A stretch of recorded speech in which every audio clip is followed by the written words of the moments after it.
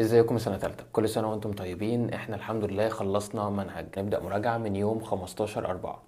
انت هتطلع من المراجعة جاهز لكل حاجة تخص الامتحان. المراجعة هتبقى متقسمة لجزئين: مراجعة باب يوتيوب، شرح، حل، اختيارات، مقالي. طيب ليه يوتيوب؟ علشان يستفاد منها اكبر عدد، وان عندك طول الوقت ما تحسش ان في باب وقع منك. لو حد مش محتاج باب خلاص ما يتفرجش عليه، لو حد محتاج جزء بس ما يضيعش وقته يتفرج عليه. جزء يخليك شاطر، مش تحل امتحان، لا تحط امتحان كمان. هنسد نقط ضعفك: المعادلات، الايزومرات، المسائل.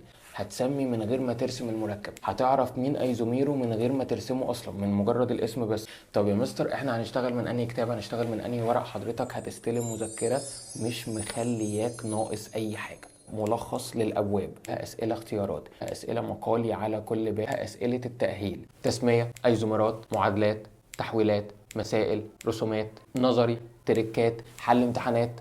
اي كتاب عمل حاجه كويسه هتوصل لك لحد عندك. هيبدا الحجز من اول الاسبوع اللي احنا فيه 1/4.